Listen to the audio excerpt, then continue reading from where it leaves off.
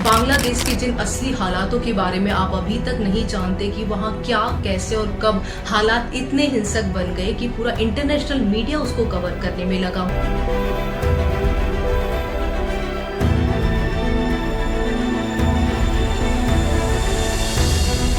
आज हर जगह इसकी अलग अलग चर्चा हो रही, लेकिन असली हालात क्या थे, कैसे ये साधारण सा दिखने वाला कोटा सिस्टम से शुरू हुआ स्टूडेंट प्रोटेस्ट इतना भयानक रूप ले गया, क्यों आर्मी और पुलिस से वहाँ के हालात नहीं संभाले गए, क्यों शेख हसीना जी ने वहाँ से केवल इंडिया जाना ही सुरक्षित समझा, क्यों वहाँ की माइनॉरिटीज के साथ इतनी दर्दनाक हिंसा की जा रही है। और सबसे बड़ा सवाल तो ये उठता है कि आखिर ये सब करने वाले हैं कौन। और इन्हीं हालातों को देखते हुए अब बांग्लादेशी अल्पसंख्यक अपना देश छोड़कर हिंदुस्तान की तरफ मूव कर रहे हैं। तो क्या हिंदुस्तान में उनको शरण दी जाएगी? डेली बांग्लादेश से जुड़ी हुई अलग अलग क्लिप्स आप तक पहुंच रही है। इनमें क्या सच्चाई है, कितना झूठ है, इन सभी के बारे में आपको जानना बेहद जरूरी है। तो सबसे पहले तो हम बात करेंगे स्टूडेंट प्रोटेस्ट के ऊपर, जो कि रिजर्वेशन के लिए पीसफुली शुरू हुआ था। रिजर्वेशन से मतलब है कि बांग्लादेश में टोटल 56% जॉब्स फिक्स, जिसमें बांग्लादेश की फ्रीडम फाइटर के चिल्ड्रन और ग्रैंड चिल्ड्रन के साथ साथ अदर कैटेगरी के रिजर्वेशन भी शामिल है। जैसे कि इंडिया में गवर्नमेंट जॉब के लिए रिजर्वेशन कास्ट के आधार पर दिया जाता है, वहीं बांग्लादेश में जो मेजरली रिजर्वेशन है तो वो उनको फ्रीडम फाइटर के आधार पर मिला हुआ है। मतलब कि ओवरऑल बांग्लादेश के 56% रिजर्वेशन में से 30% रिजर्वेशन फ्रीडम फाइटर के चिल्ड्रन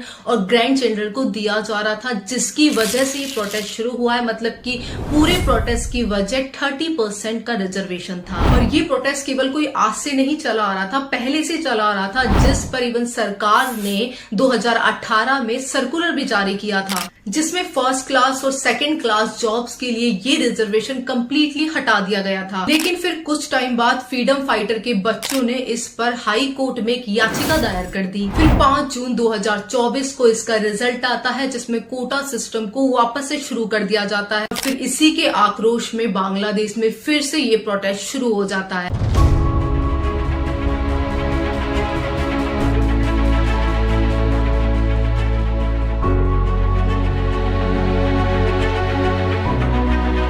अब सबसे बड़ा सवाल आता है कि इतना सा प्रोटेस्ट ये इतने हाई लेवल तक कैसे पहुंचा। तो देखिए, पहले इसकी शुरुआत केवल यूनिवर्सिटी के स्टूडेंट से ही हुई थी। उसके बाद इसमें जो पॉलिटिकल पार्टीज थी तो उनका भी सपोर्ट रहा, जिसकी वजह से भीड़ एकजुट होकर बहुत ज्यादा हो गई। अब देखिए, भीड़ तो बढ़ चुकी थी, लेकिन सबसे बड़ा सवाल आता है कि क्या वहाँ की आर्मी पुलिस से ये भीड़ कंट्रोल क्यों नहीं हुई। देखिए, सबसे पहले तो वहाँ की पुलिस ने पूरी कोशिश करी थी कि अपने लॉ एंड ऑर्डर मेंटेन रहे, ताकि जो प्रोटेस्ट चल रहा है तो पीसफुल तरीके से ही बना रहे। लेकिन जो क्राउड था वो इतना हिंसक बनता जा रहा था कि उल्टा पुलिस वालों की ही जान जाने लगी, जिसमें से कुछ तो घायल हो चुके, जिनका एग्जैक्ट डेटा तक नहीं पता है। उसके बाद आर्मी को भी वहां पर सिचुएशन संभालने के लिए बुलाया गया, लेकिन 250 प्लस लोगों की मौत होने की वजह से आर्मी भी इससे ज्यादा एक्शन नहीं ले सकती। और भीड़ दिन पे दिन इतना हिंसक रूप लेती जा रही थी कि आर्मी चीफ ने खुद शेख हसीना जी को रिजाइन करके देश छोड़ के जाने को कहा, क्योंकि अगले 45 मिनट और अगर वो वहाँ पर रुकती तो भीड़ इतनी हिंसक थी कि उन पर और उनके परिवार पर हमला कर देती। और उसके बाद वहाँ की आर्मी ने पूरी सिचुएशन टेक ओवर की, जब तक कि इंटरिम गवर्नमेंट नहीं बन जाती। ऐसे में वहाँ की सरकार के ही खत्म हो जाने पर वहाँ के लोगों ने पार्लियामेंट को लूटना शुरू किया।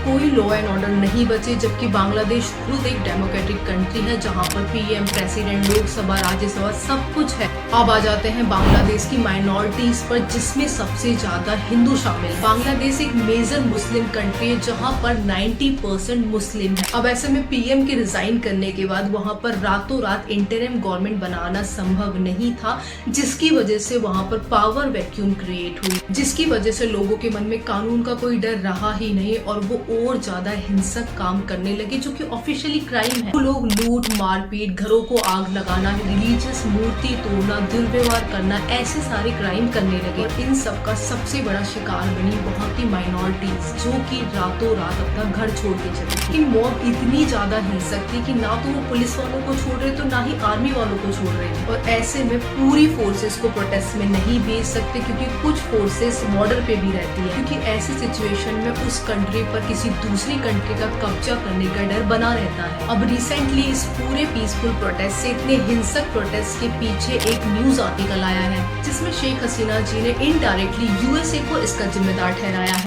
अब इसमें कितना सच है कितना झूठ ये आपको आगे आने वाले दिनों में देखने को मिलेगा, लेकिन एज अ इंडियन सिटीजन आप लोगों को एक सही जानकारी देनी जरूरी थी। बांग्लादेश शुरू से ही हमारा एक अच्छा नेबर कंट्री रहा है। बांग्लादेश के आज इन हालातों के पीछे आपका क्या विचार है? आपको क्या लगता है कि कहाँ किसको क्या एक्शन लेना चाहिए था कि वहाँ उस स्टूडेंट प्रोटेस्ट से इतनी भयानक स्थिति ना होती? कमेंट में अपने विचार जरूर रखें। जय हिंद।